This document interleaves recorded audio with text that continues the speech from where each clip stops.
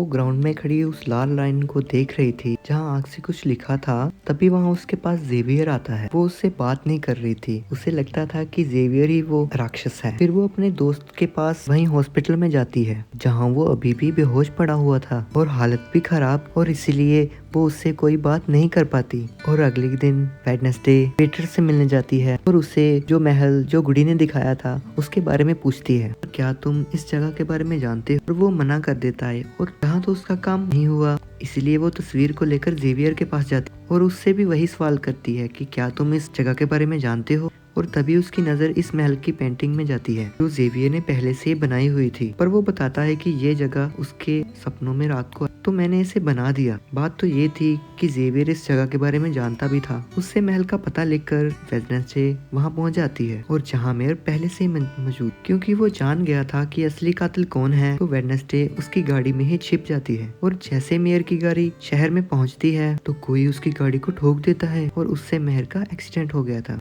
और वो काफी जख्मी हो जाते हैं और उनकी हालत मरने वाली हो गई थी। और रात के वक्त वेटर और अपने दोस्तों के साथ वेडनेसडे उसी घर में जाती है। यहाँ उसे ऐसा महसूस होता है जैसे कोई इधर रह रहा है। मोमबत्तियां गर्म थी और एक कमरा बिल्कुल साफ था। इतनी ही देर में वो मॉन्स्टर भी यहाँ आ जाता है। इससे बचने के लिए ये लोग छुप जाते हैं और ये देखते हैं कि जिन जिन लोगों पर मॉन्स्टर ने हमला किया था उनके जिस्म के कटे हुए हिस्से यहाँ पर पड़े हुए। अब वेडनेसडे अपने दोस्तों को मॉन्स्टर से बचाना चाहती, इसलिए वहाँ से ले जाती और वेटर के घर जाते हैं। और जैसे उसके डैड आते हैं तो वेडनेसडे उनके डैड को कहती है, मैं आपको कुछ दिखाना चाहती हूँ, क्योंकि वो पुलिस ऑफिसर तो थे। और उनको महल में ले जाती है तो वहाँ पर कुछ भी नहीं था। जिस्म के कटे हुए हिस्से जो यहाँ पर पहले ही रखे हुए थे वो वहाँ पर नहीं थे, जिससे पुलिस ऑफिसर को गुस्सा आ जाता है कि आज के बाद तुम मेरे बेटे से नहीं मिलोगी, वेडनेसडे से कहते हैं। और फिर जब वेडनेसडे एकेडमी आती है तो वहाँ उसे प्रिंसिपल मिलती है। अब जब वो एकेडमी वापस आती है तो प्रिंसिपल वेडनेसडे को मिलती है तो वो उसे कहती है कि तुम्हें मैंने कहीं भी जाने से मना किया था, तो तुमने मेरी बात ना मानकर बहुत बड़ी गलती की। जिस पे वो जवाब देती है कि मैं सच का पता लगाने गई थी कि मैं माफी नहीं मांगूंगी, मैंने कुछ गलत नहीं किया है। जिसके बाद वो प्रिंसिपल को पेंटिंग भी दिखाती है जिसमें वो जादूगर था और वेडनेसडे खुद थी। तो बताती है कि इसीलिए वो अनजान लड़का मुझे मारना चाहता था, क्योंकि उसे लग रहा था कि एकेडमी के लिए मैं खतरा हूँ। खतरा दुश्मन कातिल तो कोई और ही है। मैं तो इस एकेडमी और बाकी सबको बचाना चाहती हूँ, तो मुझे एक मौका मिलना चाहिए। नहीं, तुम कहीं नहीं जाओगी, प्रिंसिपल वेडनेसडे से कहती है। आगे से तुमने कोई भी गलती की तुम इस एकेडमी से निकाली जाओगी। और वहाँ से चली जाती है। जब वेडनेसडे अपने रूम में वापस आती है तो वो देखती है कि रूममेट अपना सामान पैक कर रही होती है कि वो जहाँ से जा रही है। और वो वेडनेसडे से कहती है कि तुम्हें बस अपना काम ही निकलवाना आता है, तुम्हें किसी से कोई मतलब नहीं, फिर चाहे इसके लिए तुम्हारे दोस्तों की जान ही क्यों ना चली जाए। आज वो अजीब सा मॉन्स्टर हमें भी मार देता। और ये सब कहने के बाद वो यहाँ से चली जाती है। अब वेडनेसडे बिल्कुल अकेली रह गई थी और अपने कमरे में एक जगह बैठकर वो उस बॉक्स को देखने लगती है जो जादूगर के घर से चुरा के लाई। बॉक्स के नीचे एक खत मिलता है जिसमें वेडनेसडे की अपनी ही बहुत सारी तस्वीरें होती हैं, जिसे देखकर वो कहती है, मेरी एडम फैमिली, जादूगर, मॉन्स्टर और मैं शायद किसी न किसी तरीके से जुड़े हुए हैं। शायद ये बात मेयर को जब पता चली तो किसी ने उनका मुंह बंद कर दिया। और तुम जो कोई भी हो, मैं चुप नहीं बैठूंगी, मैं तुम्हें ढूंढ लूंगी। अब मेयर की मौत हो गई थी और जब उन्हें दफनाया जा रहा था और वेडनेसडे वहाँ आती है और कातिल इन लोगों में से ही कोई है। तभी उसे जंगल में कोई दिखता है, वो पीछा करती है तो और वो और कोई नहीं वेडनेसडे का अंकल है और जिनके ऊपर चोरी का इल्जाम है और कुछ वक्त के लिए उनको छुप के रहना होगा। और वेडनेसडे उन्हें केबिन में छुपा देती है जो कि तस्वीर खोलकर बताती है कि क्या आप इसके बारे में कुछ जानते हैं? मैं तो इसके बारे में कुछ ज्यादा नहीं जानता, पर अगर तुम्हें इसे बारे में जानना है तो तुम्हें खुफिया लाइब्रेरी में जाना होगा जहाँ एक डायरी है जिसमें मॉन्स्टर के बारे में सब कुछ लिखा हुआ है। और रात में वेडनेसडे उस डायरी को ढूंढने के लिए जाती है जहाँ जेवियर पहले से ही मौजूद था। और तभी उस जहाँ मॉन्स्टर ने हमला किया है वहाँ तुम पाए गए हो ना हो मॉन्स्टर तुम ही हो। मगर वो उसकी बात को अनसुनी करके यहाँ से चला जाता है। और तभी इधर उसके अंकल आते हैं और डायरी में ढूंढ लेते हैं जिसमें इस मॉन्स्टर के बारे में सब कुछ लिखा होता है और ये मॉन्स्टर किसी के कंट्रोल में भी आ सकता है। और फिर बस ये अपने मालिक के कहने पर ही काम करता है।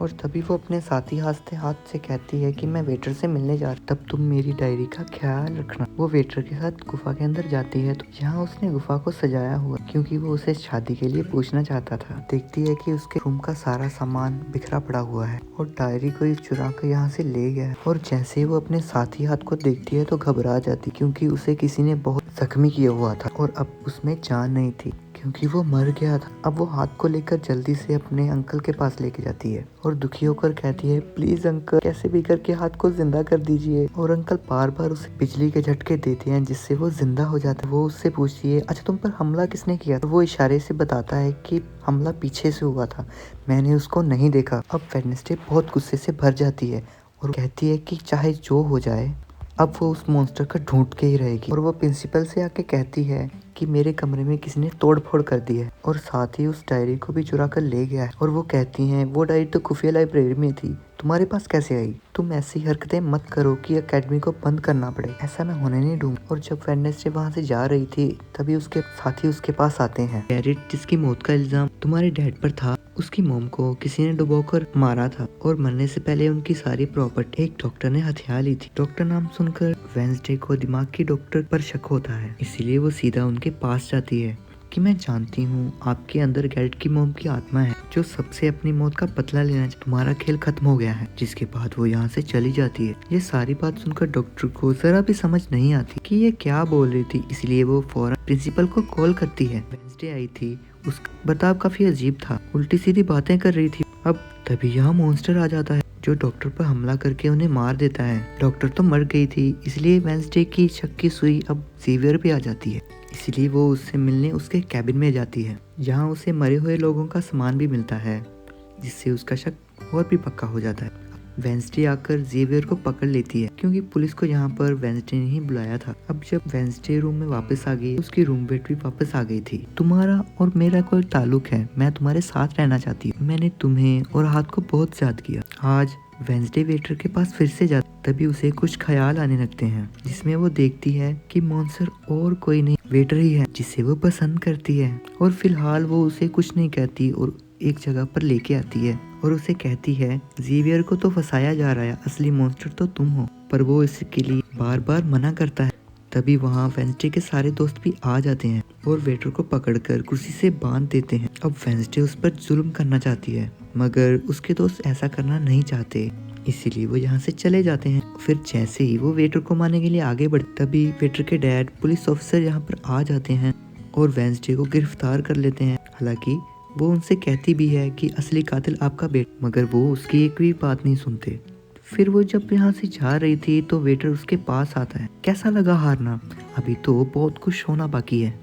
जिसके बाद प्रिंसिपल भी वेडनेसडे को बोल देती है कि तुमने सारी हदें पार कर दी, इसके लिए तुम्हें एकेडमी से निकाला जा रहा है। और अभी भी वेडनेसडे बार बार एक ही बात कह रही थी, वेटर ही असली मॉन्स्टर है। और फिर भी प्रिंसिपल वेडनेसडे का एक भी नहीं सुनती और वहाँ से जाने के लिए कहती है। और आखिरी बार वेडनेसडे जेवियर से मिलने जाती है जो जेल में बंद था क्योंकि वेडनेसडे ने उसे पुलिस से हवाले किया था। हालांकि वो बताती भी है कि मॉन्स्टर वेटर है, उसने मेरे जरिए तुम्हें फंसाया है, मगर वो उसकी एक नहीं सुनता। और वो कहता है इस सारी मुसीबत की जड़ तुम हो, तुम अगर एकेडमी छोड़कर चली जाओगी तो कुछ भी गलत नहीं होगा। और ये सब सुनने के बाद वो एक सेकंड भी नहीं रुकती और यहाँ से चली जाती। वो अपने कमरे में आकर वो अपना सारा सामान पैक कर और सभी से आखिरी मुलाकात करती है। सबसे आखिर में वो अपने दोस्त से मिलने हॉस्पिटल में जाती है। मैं तो जा रही हूँ, तुम अपना ख्याल रखना और बाहर मत निकल क्योंकि बाहर मॉन्स्टर हो सकता है। उस दिन धमाका करने वाली और कोई प्रिंसिपल ही थी। और वो कहता है कि धमाका करने वाले के जूते लाल थी और प्रिंसिपल लाल जूते नहीं पहन।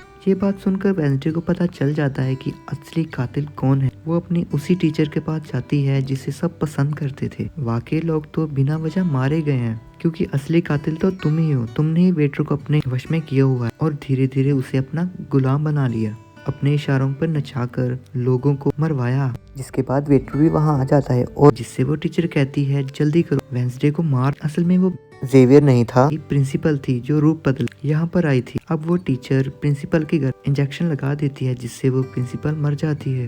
अब वो वेंसडे को भी बांधकर जादूगर की गुफा में ले आती है। यहाँ गुफा में आकर वेंसडे को पता चल जाता है कि मरे हुए लोगों के जिस्म के हिस्सों को इकट्ठा किया गया था। वो जादूगर को दरअसल दोबारा जिंदा करने के लिए किया गया था। अभी वो टीचर जो विलन थी वेंसडे को बताती है कि जब गुडी ने जादूगर को मारा था तो गुडी ने अपने खून से जादूगर की कब्र पर एक ताला लगा दिया था और अब जादूगर को जिंदा करने के लिए तुम्हारे खून की जरूरत है। और साथ में पूरे चांद की आज हमें वो सुनहरी मौका मिल गया है जादूगर को जिंदा करने, क्योंकि एडम फैमिली से तुम हो और आज पूरे चांद की रात भी है। जिसके बाद टीचर वेंसडे के हाथ पर कट लगा देते से उसका खून निकलने लगता है और फिर वो अपने खून से जादूगर की कब्र का ताला खोल देती और अगले ही पल जादूगर भी जिंदा होकर अपनी कब्र बाहर आ जाता है और बाहर आते ही वो वेंसडे को चाकू मार देता है जिससे वो जख्मी हो जाती है। इसके बाद अब वो एकेडमी को खत्म करने के लिए चला जाता है और तभी गुडी एडम्स आती है और वेंसडे के जख्म सारे ठीक कर देती।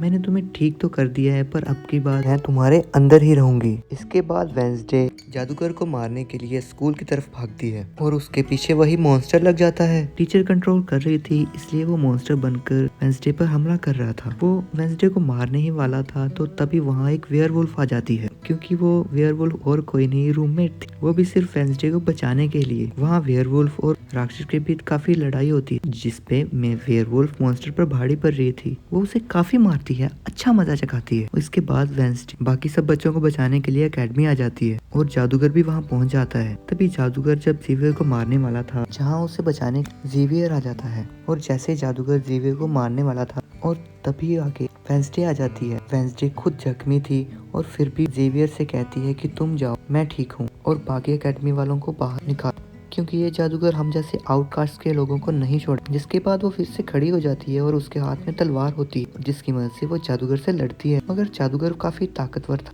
इसलिए वो उसके सामने नहीं टिक पाती। वो उसे मारने ही वाला था तभी उस जेवियर दोस्त आकर जादूगर का ध्यान भटका देती है। तभी मौका देखकर वेडनेसडे उठती है, तलवार की नोक जादूगर के दिल के आर पार कर देती है, क्योंकि ऐसा उसे गुडी एडम्स ने करने के लिए कहा था। जहां जादूगर एक बार फिर से मर जाता है, जहां उसका जिस्म जलने लगता है और राख बन के उड़ जाता है। जादूगर के मरते ही यहाँ वो टीचर आ जाती है जिसके हाथ में गन थी। वो वेंसडे पर तान देती है क्योंकि वो उसे मारना चाहती है। तभी वेंसडे का दोस्त भी वहाँ आ जाता है और जिसके पास बहुत सारी मधुमक्खियाँ थी। वो उन सभी मधुमक्खियों को टीचर पर छोड़ देता है और उसका भी काम तमाम हो जाता है।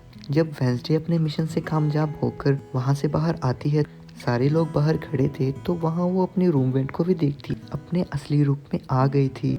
यहाँ वो दोनों पहली बार गले मिलती हैं, जो अब वेयरवुल्फ से हैरत। अब वेंसडे को कोई भी ख्याल नहीं आ रहा था। कुछ वक्त बाद वेंसडे भी अपना नॉवल पूरा कर लेती है पर वो इसका एंड नहीं कर। फिर वो जेवियर से मिलने जाती है जहाँ वो उसे गिफ्ट देता है जो एक मोबाइल था। वो इस गिफ्ट को ले तो लेती और कुछ नहीं कहती, वहाँ से चली जाती। और जब वो अपनी गाड़ी में थी तो उसके पास एक मैसेज आता है जिसमें उससे तस्वीरें थी और साथ में ये मैसेज भी था कि मैंने तुम पर नजर रखी हुई है, जिसमें वो सोच में पड़ जाती है कि टीचर तो मर गई है और उसके बाद भी ऐसा कौन है जो ऐसा कर रहा है। इसी सोच में वो अपने घर की तरफ निकल जाती है। इसके बाद हम एक गाड़ी को देख जिसमें वेटर को बांधकर कहीं ले जा रहे थे, क्योंकि उन्हें भी पता चल गया था कि यही असली मॉन्स्टर है और इसे बस कोई कंट्रोल करता है। तभी अचानक से वेटर दोबारा मॉन्स्टर बन जाता है और सभी पुलिस वालों को मार देता है। इसका मतलब ये था कि टीचर की तरह अभी भी कोई है जो मॉन्स्टर को कंट्रोल कर रहा है और वो लोगों को मरवाता रहे इस मॉन्स्टर के जरिए। और ये अनजान इंसान वही हो सकता है जो वेंसडे मैसेज किया, क्योंकि अभी भी कोई है जो एकेडमी को बंद कराने में लगा हुआ है और मॉन्स्टर की वजह से खून खराबा कत्ल होना रहेगा। और इसके साथ ही ये सीजन यहीं खत्म हो जाता है।